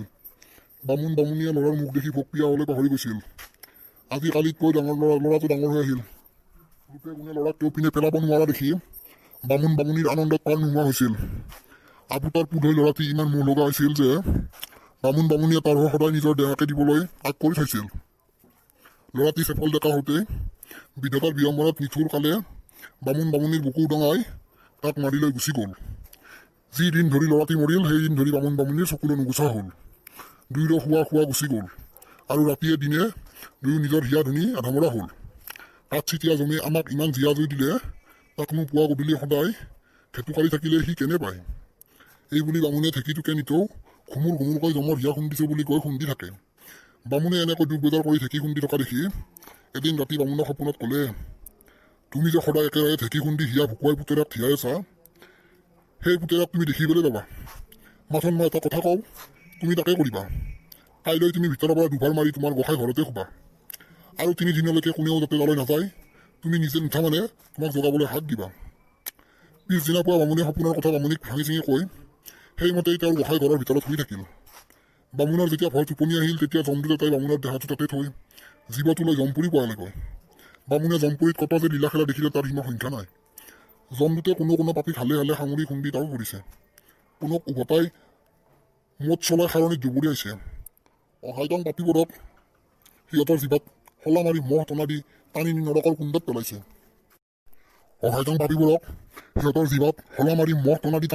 কুণ্ডত পেলাইছে। জমদূতবোৰে যোনে ঘূৰি ফুৰিছে, হো কৰি আহিছে গৈছে। এইদৰে নানা ঠাইত নানা তৰহৰ কথা দেখি বামুণৰ চুটি বুদ্ধি হেৰাই থাকিল আৰু বতাহত আহতৰ বাট কবাদি ভয়ত বামুণ কঁপিবলৈ ধৰিলে। দুটে নি বামুণক জমৰোডৰ ওচৰত ভেটালেগৈ। বামুণে ভয়তে ঠক কৰি কপাল সি জমেতে সুধিলে, বাপু তুমি ভয় নকৰিবা, তুমি বাৰু এই ডেকা মানুহমখাৰ ফাললৈ চকু দিয়াচোন, তাত তোমাৰ পুতেৰে আছেনে নাই। বামুণে সেই ফাললৈ চাই দেখিলে যে তাৰ পুতেক তাতে আছে। পুতেকক দেখি বামুণে ৰংমনেৰে জমক ক'লে, হয় মহাৰাজ, মোৰ পোনাকণ হওঁতো। বামুণৰ উত্তৰ শুনি জমে ক'লে, তাক ইয়ালৈ মাতাচোন। যদি সি নাহে তেন্তে তুমিয়ে তাক মাতি আনা। বামুণে পুতেকক মাতিলত পুতেক নহা দেখি তাৰ ওচৰলৈকে তেওঁ গৈ হেৰব পায়, মই আহিছোঁ নহয়, তই এইপিনে আহ বুলি মাতিলে। বামুণে এইদৰে 3-4বাৰ মতাতো পুতেকে তেওঁৰ ফালে উভতি নচালে। তেওঁ তাক হাতেৰে ঘোকটা মাৰি ক'লে, হেৰা বোপাই, এইফালে চাচোন মই তোৰ বাপেৰে হয়। পুতেকে এই কথা শুনি বাপেকৰ ফালে চাই বেজেৰা মাতেৰে ক'বলৈ ধৰিলে, তই মোক ক'ৰ পোনাকণ পাইছহি অ', মই তোৰ পুতেৰে নহয়। তাহাৰ নিজে তই কুকুৰা চৰাইটোক বেজাৰ দি তাৰ মুখৰ টোপটো কাঢ়িলৈ গৈছিলি, তাৰ পতক তুলিবলৈহে মই তোৰ পুতেৰে হৈ জনম ধৰিছিলোঁ। এতিয়া মনত পৰিছেনে মোৰ মনত তই কেনেকুৱা জুই দিছিলি, তোৰ মনতো মই তেনেকুৱা জুই দি গুচি আহিলোঁ। পুতেকৰ উত্তৰ শুনি বামুণে মন মাৰি তাৰ পৰা গুচি আহি জমৰ আগত ক'লে যে সেইটো মোৰ পো নহয়। বামুণৰ কথা শুনি জমে তাক ক'লে, তোমালোকে মোক অকাৰণতে দুখ দিছিলা, এতিয়া দেখিলানে কাৰ দুখ। সেই বুলি জমে দুটাৰ চকুলৈ চাই খাৰ দিনত দুটে বামুণক কোটালিকৈ লৈ আহি আকৌ বামুণৰ গোসাঁই ঘৰ পুৱাই দৰাটোৰ ভিতৰত সোমাই থৈ গুচি গ'ল। বামুণে সাৰ পাই বামুণে সপোনৰ সকলো কথা ভাঙি পাতি ক'লে আৰু তেতিয়াৰ এবাৰ বামুণীয়ে মৰি যোৱা পুতেকৰ হকে শোক কৰিবলৈ এৰি দিলে। আৰু সাধু কৈ আছো তহঁতক মই, আজি তহঁতে সাধু শুনিবই লাগিব। নিশ্চয় শুনিম, তুমি কৈ যোৱা, আমি সকলোৱে শুনিম আজি তোমাৰ সাধু। ককা সঁচাকে ক'বই লাগিব। এখন গাঁৱত এজন ধনী জমিদাৰ আছিল। জমিদাৰৰ এজনেই পুত্ৰ সন্তান আছিল। জমিদাৰে সেই পুতেকক চকুৰ মণি বুলি ভাবিছিল। তেওঁ পুতেকৰ মৰমত ইমানেই অন্ধ আছিল যে অলপ সময়ৰ বাবেও পুতেক চকুৰ আঁতৰ হোৱাটো তেওঁ বিচৰা নাছিল। ইফালে পুতেকে আছিল চিকাৰ প্ৰিয়, চিকাৰ কৰি ভাল পায়। প্ৰতিদিনে হাবিলৈ যায় আৰু মুকলি মনেৰে ঘূৰি ফুৰি চিকাৰ কৰে। এইটো কথাক লৈ জমিদাৰৰ বৰ চিন্তা, বুজিছনে। কিজানি কেতিয়াবা আশা নকৰাকৈ কোনোবা বিপদ হয়, ঘৰত তাক সোমাই ৰাখিব নোৱাৰি। দিনবোৰ গৈ থাকিল। এদিন জমিদাৰে সপোনত দেখিলে যে তেওঁৰ ল'ৰাক সিংহই বধ কৰিছে। ৰাতিপুৱা দেখা সপোন বহুতে ফলিয়াই বুলি কয়, গতিকে জমিদাৰৰ চিন্তা বাঢ়ি গ'ল। তেওঁ পুতেকক ঘৰতে ৰখাৰ সিদ্ধান্ত ল'লে। কোনো বিপদে পুতেকৰ অনিষ্ট কৰিব নোৱাৰাকৈ তেওঁ আগৰ ঘৰটোৰ গাতে লগাকৈ এটা ঘৰ সজালে। ঘৰৰ ভিতৰত যাতে কোনো জীৱ জন্তুৱে আক্ৰমণ কৰিব নোৱাৰে তাৰ বাবেও সুন্দৰ ব্যৱস্থা কৰিলে।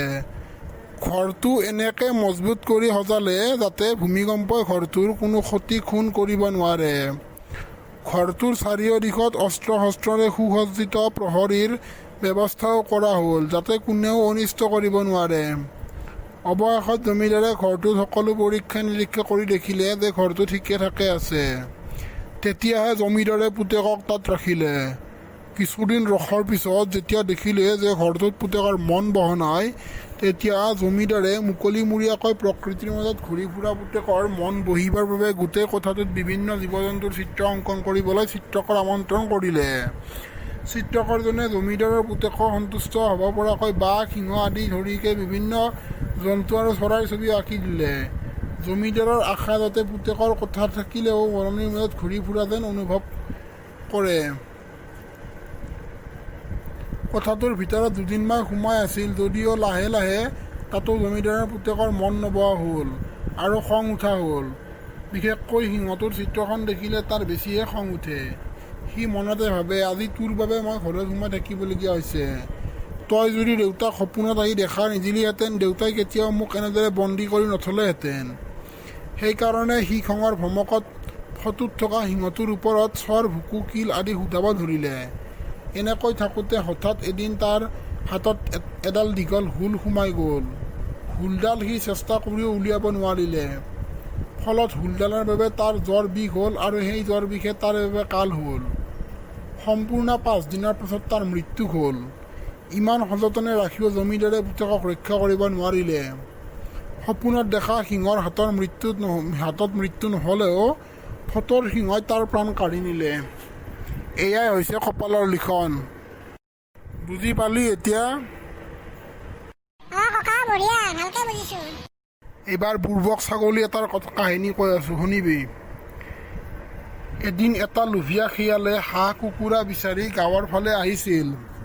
মনতে ভাবিছিল, যদি ক'ৰবাত কিবা এটা মিলে দিনটোৰ বাবে আৰামদায়ক হ'ব। পিছে তাৰ সেইদিনা কপাল বৰ বেয়া আছিল।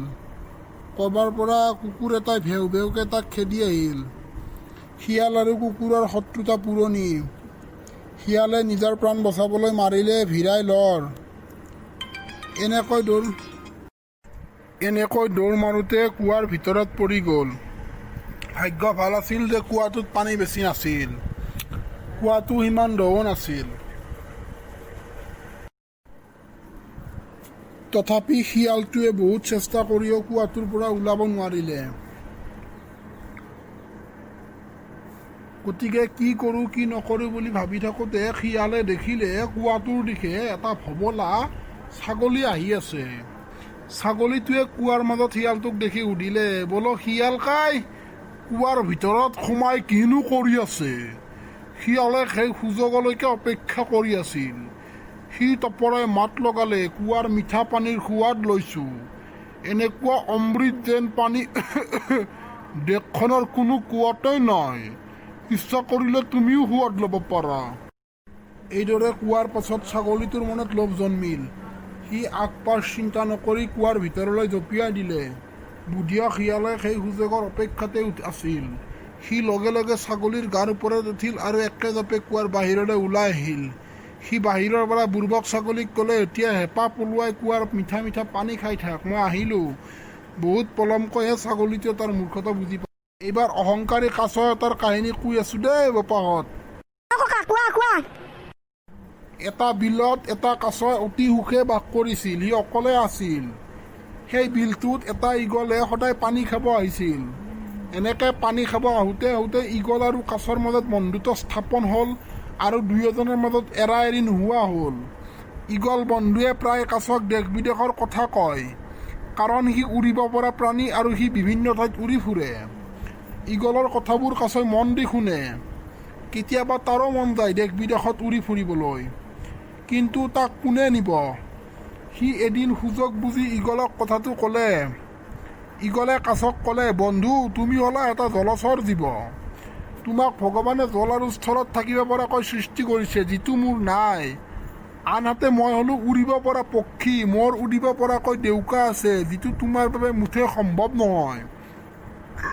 কিন্তু কাছই ঈগলৰ যুক্তি মানিব নিবিচাৰে।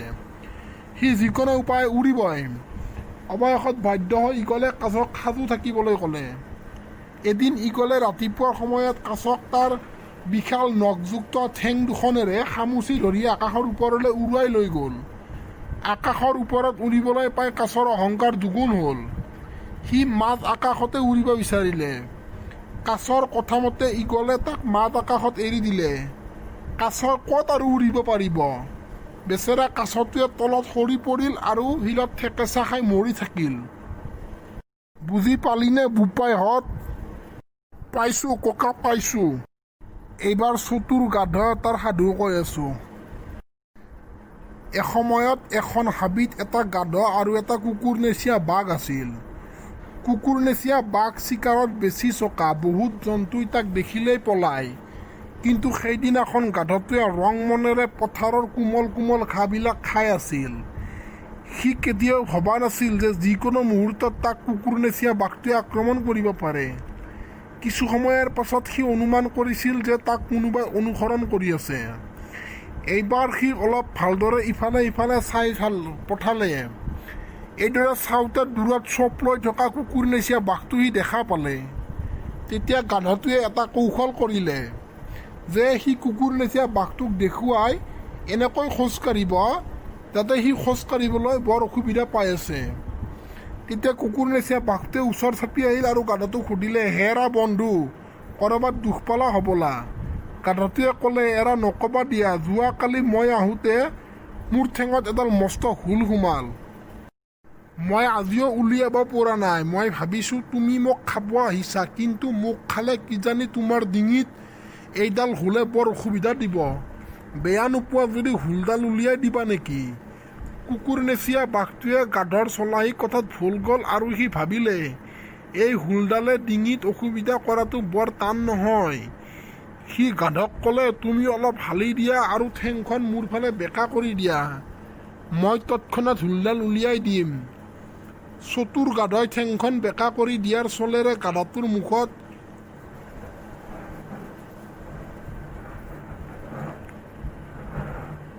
এনেকুৱা এটা কোব সোধালে যে লগে লগে তাৰ মুখত ৪-৫টা দাঁত সৰি পৰিল। খন্তেকতে গাধটোৱে সেই ঠাইৰ পৰা অন্তৰ্ধান হ'ল। বেচেৰা কুকুৰনেচীয়া বাঘটোৱে কি হ'ল কি নহ'ল একো তলকিবই নোৱাৰিলে। গাধক খোৱাও নহ'ল, দেহৰো তাৰ ক্ষতি হ'ল। বা ককা, সঁচাকে বহুত ধুনীয়া। জন্তুৰ নাম গাধ হ'ব পাৰে, কিন্তু সি গাধ নহয়, সঁচাকে। ঠিক কৈছ। ৰ আৰু কৈ আছোঁ তহঁতক, আজি তহঁতক সাধুৱে শুনাই থাকিম মই। সিংহ আৰু নিগনিৰ কাহিনী কৈ আছোঁ। এদিনাখনৰ কথা। এটা প্ৰকাণ্ড সিংহই তাৰ কাম বনখিনি শেষ কৰি অকণমান জিৰণি লওঁ বুলি চকু দুটা মুদিছিলহে মাত্ৰ। এনেতে আহি গ'ল মোৰ টোপনি। হঠাৎ ক'ৰবাৰ পৰা আহিল এটা দুষ্ট নিগনি। সি আহিয়ে সিংহটোৰ গাত উঠি গ'ল আৰু তাৰ দেহত ইফালে সিফালে জঁপিয়াই হাতোৰাৰ নখবোৰ খুটিয়াই বহুত অসুবিধা দিবলৈ ধৰিলে। সিংহটোৰ কেঁচা টোপনি ভাগি গ'ল। সিংহটোৰ বৰ খং উঠিল। সি এবাৰ সুযোগ বুজি নিগনিটো ধৰি ল'লে আৰু তাক তাৰ অপৰাধৰ বাবে মৃত্যুদণ্ড বিহিব বিচাৰিলে। নিগনিটোৱে সিংহৰ ভয়ত থৰথৰকৈ কঁপি পেলাই ধৰিলে আৰু হাতযোৰ কৰি তাক এবাৰলৈ ক্ষমা কৰি দিবলৈ অনুৰোধ কৰিলে।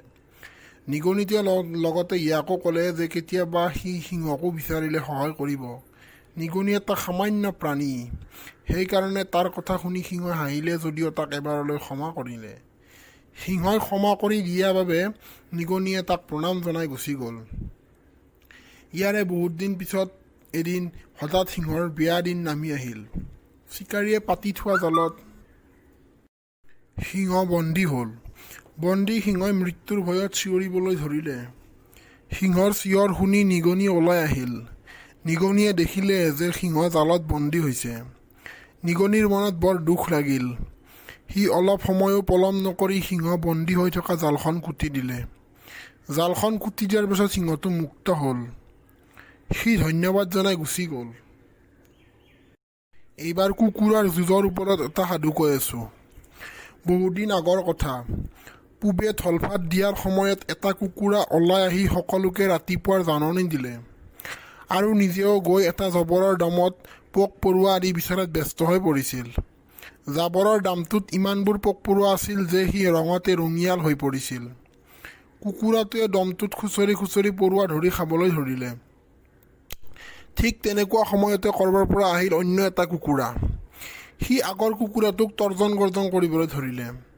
সি দাবী কৰিলে যে জাবৰৰ দমটো আচলতে তাৰহে। প্ৰথম কুকুৰাটোক সি সেই দমটো এৰি যাবলৈ হুকুম দিলে। সি কিন্তু দমটো এৰি যাবলৈ মান্তি নহ'ল। ফলত দুয়োটা কুকুৰাৰ ভীষণ তয়ানয়া কাজিয়া লাগিল।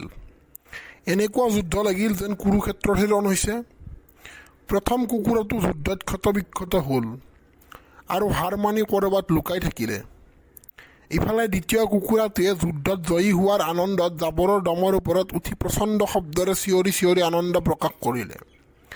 সেই গছৰ আঁৰত আছিল এটা প্ৰকাণ্ড ঈগল চৰাই। সি চৌ মাৰি উৰি আহি অহংকাৰী কুকুৰাটো থাপ মাৰি গছৰ ওপৰলৈ উঠাই নি গছৰ ডালত পেলাই মঙহ খাবলৈ ধৰিলে। ইফালে যুঁজত হাৰি তলমূৰ কৰি লুকাই থকা কুকুৰাটোৱে সেই দৃশ্য দেখি বিৰদৰ্পে ওলাই আহি আনন্দ প্ৰকাশ কৰিলে আৰু পুনৰ আগৰ ঠাইত পোক বিচাৰিবলৈ ধৰিলে। আৰু এটা কৈ আছোঁ, মেকুৰীৰ ডিঙিত টিলিঙা কোনে আঁৰিব পাৰিব? মেকুৰী হৈছে এন্দুৰৰ পুৰণা শত্ৰু, তহঁতেতো জানই। এন্দুৰৰ শত্ৰু বহুত, যদিও এন্দুৰে প্ৰধানকৈ মেকুৰীকে ভয় কৰে। এই ঘটনাটো সকলোৱে জানে, তই মই বুলি নহয়, এইটো সকলোৱে জানে। আজিৰ পৰা কিছু বছৰ আগৰ ঘটনা। এটা গুদাম ঘৰত অগণন এন্দুৰে বাস কৰিছিল। সেই ঘৰটোৰ কাষতে এটা প্ৰকাণ্ড কলা ৰঙৰ বুন্দা মেকুৰীয়েও বাস কৰিছিল। উক্ত মেকুৰীটোৱে এন্দুৰবোৰক চিকাৰ ৰূপত বাছি লৈ প্ৰতি সাজতে 10-12টা এন্দুৰ ভক্ষণ কৰি গ'ল। এটা সময়ত এনে লাগিল যেন এন্দুৰৰ ৰজাই বংশই শেষ হ'ব। গতিকে এন্দুৰ সমাজে নিজৰ বংশটো ৰক্ষাৰ বাবে এখন সভা আহ্বান কৰিলে। সভাখন গোপনে গোপনে গুদামঘৰৰ এটা চুকত আহ্বান কৰা হ'ল। সভাত সকলো এন্দুৰ একগোট হৈ নিজৰ নিজৰ ভয়াৱহ পৰিস্থিতিবোৰ ব্যাখ্যা কৰিলে। কোনোবাটো নিগনিয়ে আকৌ মেকুৰীটোৰ নিষ্ঠুৰতাৰ কথাও বৰ্ণনা কৰিলে। সভাপতিৰ আসনত বহি থকা বুঢ়া এন্দুৰ এটাই মেকুৰী বধৰ বাবে পৰামৰ্শ বিচাৰি আহ্বান জনালে। তেতিয়া সকলো এন্দুৰে ক'লে যে মেকুৰীক বধ কৰিব পৰা শক্তি সিহঁতৰ দেহত নাই। এইটো তেনে অসম্ভৱ কথা। তেতিয়া অন্য এটাই থিয় হৈ পৰামৰ্শ এটা আগবঢ়ালে যে দুষ্ট মেকুৰীটিৰ ডিঙিত যদি টিলিঙা আঁৰি দিব পৰা যায়, তেতিয়াহ'লে সকলো সমস্যা সমাধান হৈ যাব। কাৰণ সি যিফালে যাব সেইফালে শব্দ হ'ব আৰু সকলো এন্দুৰ ভাই সাৱধান হ'ব পাৰিব। সিদ্ধান্তটোক সকলোৱে সমৰ্থন জনালে। ইয়াৰ পিছত আহিল দায়িত্ব পালনৰ কথা। এটা ডেকা এন্দুৰক দায়িত্বটো দিয়া হ'ল। তাক সকলো এন্দুৰে ক'লে যে টিলিঙাটো সি এটা নিৰ্দিষ্ট দিনত মেকুৰীটোৰ ডিঙিত আঁৰি দিব লাগিব। ডেকা এন্দুৰটোৱে তেতিয়া ক'লে, মেকুৰীৰ ডিঙত টিলিঙা আঁৰি দিবলৈ যোৱা মানে মৰণক শৰণ দিয়া। গতিকে তাৰ দ্বাৰা সেই কাৰ্য অসম্ভৱ। গতিকে ইয়াৰ পিছত কোনো এটা এন্দুৰে সেইটো কাম কৰিবলৈ আগবাঢ়ি নাহিল। অৱশেষত মেকুৰীৰ ডিঙিতো টিলিঙা আঁৰি দিয়া নহ'ল। অ' ককা, এইবাৰ খৰিকটীয়া আৰু জল দেৱতাৰ সাধুটো কোৱাচোন, সেইটো মই শুনিব বহুত ইচ্ছা গৈছে। এইটো পাহৰি গৈছোঁ। অঁ ককা, খৰিকটীয়া আৰু জল দেৱতা বহুত ভাল সাধু কথা। মই এবাৰ শুনিছিলোঁ, ভালকৈ মনত নাই। ঠিক আছে কৈছোঁ দে। এসময়ত এখন গাঁৱত এজন অতি দুখীয়া খৰিকটীয়া আছিল। সি বেচেৰাই সদায় হাবিৰ পৰা যিবিলাক খৰি বিচাৰি আনে, সেইবিলাক বজাৰত বিক্ৰী কৰে আৰু 2 পইচা ঘটে, আৰু সেই পইচাৰে সি ঘৰখন কোনোমতে চলাই আছিল। এদিন সি ৰাতিপুৱা হাতত কুঠাৰ লৈ হাবিত খৰি কাটিবলৈ ওলাই গ'ল। হাবিত গৈ সি এজোপা ওখ গছৰ ঠাল কাটিবলৈ আৰম্ভ কৰিছিল। ঠাল এটা কাটি থাকোঁতে হঠাৎ তাৰ কুঠাৰখন হাতৰ পৰা পিছলি কাষত থকা নদীৰ গভীৰ পানীত পৰি গ'ল। নদীত কুঠাৰখন পৰাৰ লগে লগে দুখীয়া খৰিকটীয়াজনে নিৰুপায় হৈ কান্দিবলৈ ধৰিলে। বেচেৰা খৰিকটীয়াজনে দুখ মনেৰে কান্দি কান্দি ক'লে, মই এতিয়া কিদৰে খৰি কাটিম? কিদৰে মই মোৰ পৰিয়ালটোক পোহপাল দিম? সিহঁতক কেনেকৈ খুৱাম? কোনে মোক এখন কুঠাৰ কিনি দিব? কুঠাৰ এখন কিনিবলৈতো বহুত পইচা লাগে, ইমান পইচাটো মোৰ হাতত নাই। খৰিকটীয়াজনৰ হিয়া ভৰা কান্দোনৰ শব্দ নদীখনত থকা জল দেৱতাৰ কাণত পৰিল। দেৱতাজনৰ অন্তৰত দয়া উপজি গ'ল। তেতিয়া তেওঁ নদীৰ মাজৰ পৰা হাতত এখন কুঠাৰলৈ সুধিবলৈ ধৰিলে, তোমাৰ যে নদীত কুঠাৰখন পৰি গ'ল, সেই কুঠাৰ এইখনেই আছিল নেকি? জলদেৱতাই দেখুৱাই দিয়া কুঠাৰখন আছিল সোণৰ। গতিকে দুখীয়া খৰিকটীয়াজনে যেতিয়া ক'লে, মোৰ মোৰ মোৰ কুঠাৰখন লোৰ হয়, সোণৰ নহয়, এইবাৰ জলদেৱতাই পুনৰ এখন ৰূপৰ কুঠাৰ দেখুৱাই দি সুধিলে। সেইবাৰো খৰিকটীয়াজনে ক'লে যে এইখনো মোৰ কুঠাৰ নহয়। তেতিয়া জলদেৱতাৰ অন্তৰত খৰিকটীয়াজনৰ প্ৰতি বেছি দয়া উপজি গ'ল। তেওঁ বুজি পালে যে খৰিকটীয়াজন সঁচাকৈ এজন সৎ আৰু সাধু ব্যক্তি। সেইকাৰণে খৰিকটীয়াজনক জলদেৱতাৰ সোণ, ৰূপ আৰু লোৰ তিনিওখন কুঠাৰকে দিলে। তেতিয়াৰ পৰা খৰিকটীয়াজনৰ দুখ আঁতৰি গ'ল। এতিয়া বুজিলিনে বোপাইহঁত, সত্যৰ সদায় জয়। ককা বুজিলো। ছজন সখীয়েক আৰু ৰাক্ষসী আছিল এজনী। তাৰে ওপৰত এটা সাধুকথা তহঁতক কৈ আছোঁ আজি। এখন নগৰত 5টা ডেকা ল'ৰাই সিহঁতৰ বাপেকৰ সৈতে কাজিয়া কৰি ঘৰত নাথাকোঁ বুলি দেশ ভ্ৰমণ কৰিবলৈ ওলাল। সিহঁতৰ সৈতে সেই দেশৰ এলাগী ৰাণীৰ ল'ৰা এটাও ওলাল। এলাগীৰ কোঁৱৰেও বাপেকৰ পৰা মৰম চেনেহ নেপাইছিল। সেই দেখি তাৰ মনতো বিৰক্তি লাগি আছিল। এতিয়া 6টাই সখী বন্ধাই লৈ কোনেও কাকো কেতিয়াও নেৰো বুলি কথা বান্ধি ল'লে। সিহঁতে গৈ থাকোঁতে বাটতে ৰাতি হ'ল। বাটত যাওঁতে গধূলি পৰত সিহঁতে দেখিলে যে সিহঁতৰ পিছে পিছে ক'ৰবাৰ পৰা এজনী ফিন খোৱা উহাৰেৰে গাখীৰতী ছাগলী আহিব লাগিছে। সিহঁতে এজোপা বৰগছৰ তলত থাকি ৰাতিটো কটাবলৈ মন কৰি ৰোৱাত দেখিলে যে ছাগলীজন তাতে ৰৈ থাকিলে। ছাগলীজনীয়ে সেইদৰে সিহঁতৰ লগ লোৱা দেখি সিহঁতে তাইক নেখেদাই ওচৰতে বান্ধি থ'লে আৰু কোৱা মেলা কৰিলে যে ভালেই হ'ল, ৰাতি এই গাখীৰ খীৰাই খাম হওক। অলপ ৰাতি হোৱাত সঁচাকৈয়ে সিহঁতে ছাগলীজনী খীৰাই বহুত গাখীৰ খালে আৰু এটাইকেইটাই হেঁপাহ পলুৱাই গাখীৰ খাই মহা আনন্দৰে শুই থাকিল।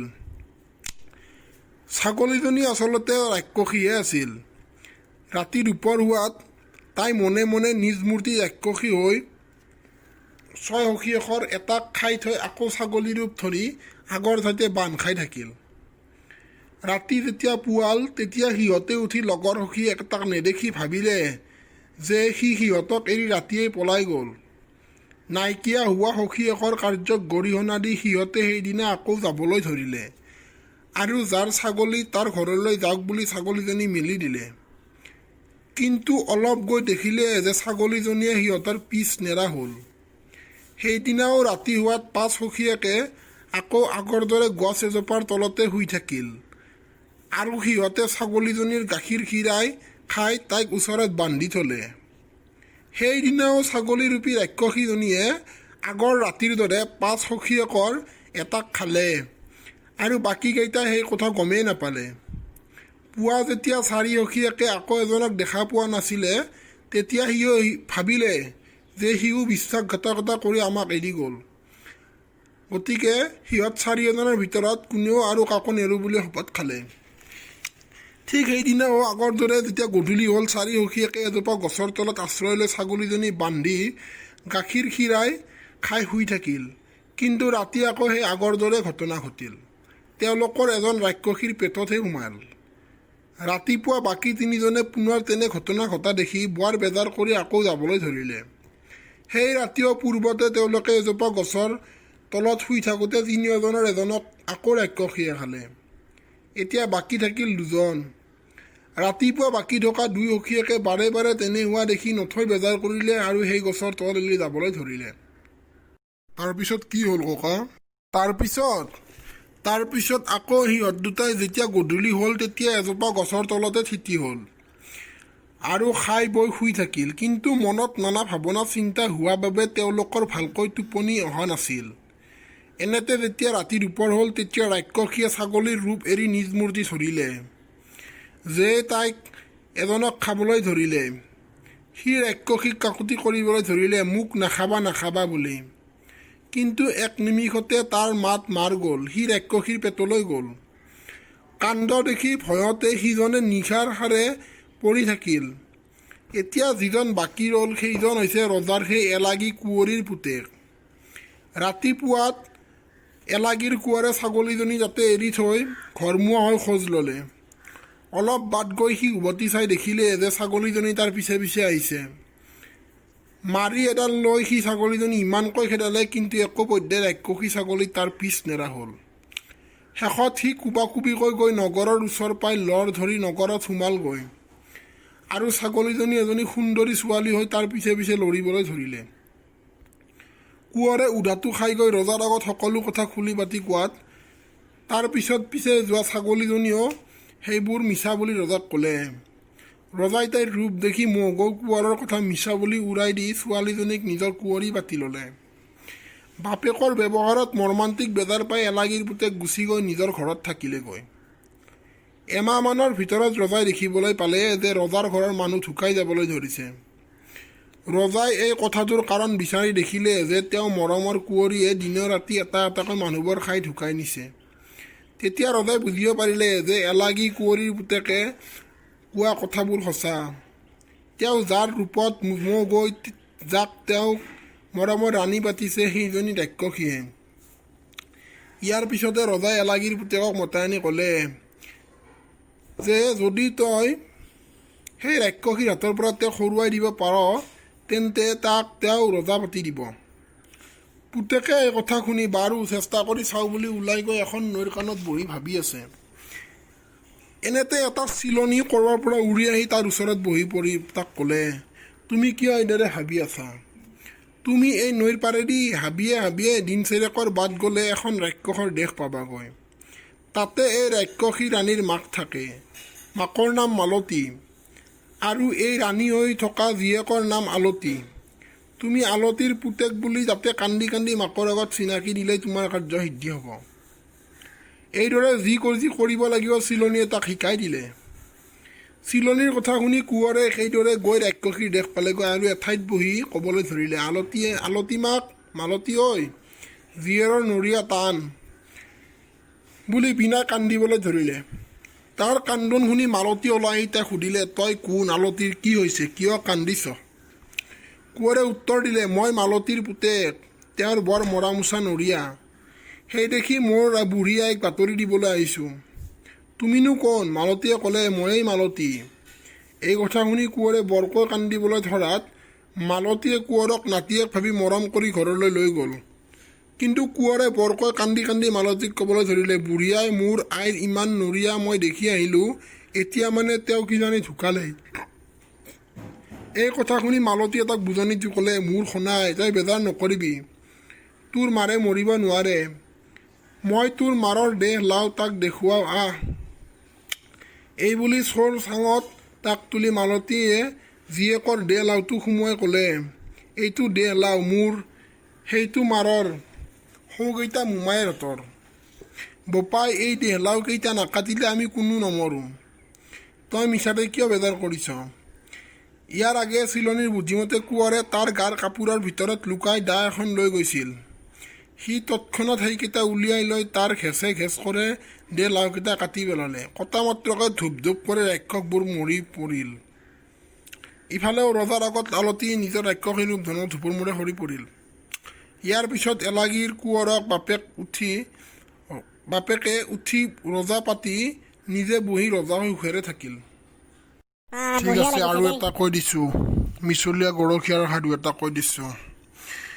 এসময়ত কোনো এখন গাঁৱত এজন বৰ অঘাইতং ল'ৰাই বাস কৰিছিল। ল'ৰাজনৰ এটাই কৰ্তব্য আছিল আৰু সেইটো হৈছে গাঁৱৰ গৰুবোৰ নি পাহাৰৰ নামনিত চৰাব লাগে। সি সুন্দৰকৈ বাঁহীও বজাব জানে, গতিকে দিনটো সি বাঁহী বজা হাঁহি ধেমালিৰে অতিবাহিত কৰিছিল। এদিন গৰখীয়া ল'ৰাজনৰ মনত এটা কুট বুদ্ধি খেলালে। সি গাঁৱৰ মানুহবোৰক ঠগিবৰ মনেৰে চিঞৰিবলৈ ধৰিলে, কোন ক'ত আছ? ওলাই আহ, মোক আজি বাঘে খালে, আহ ঐ আহ, ওলাই আহ।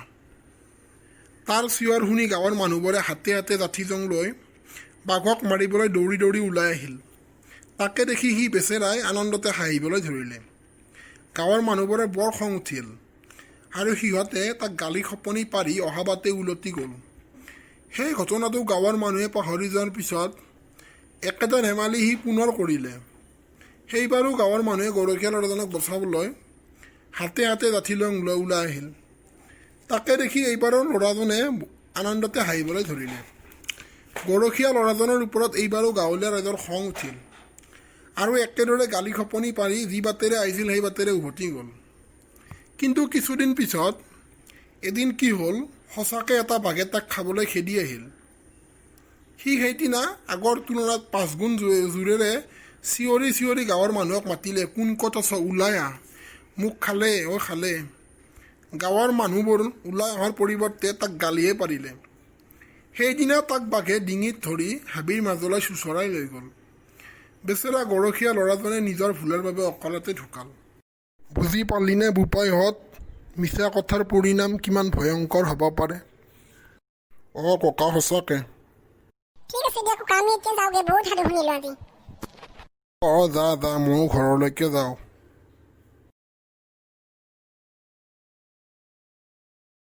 ইহঁত গ'ল যেতিয়া ময়ো যাওঁগে।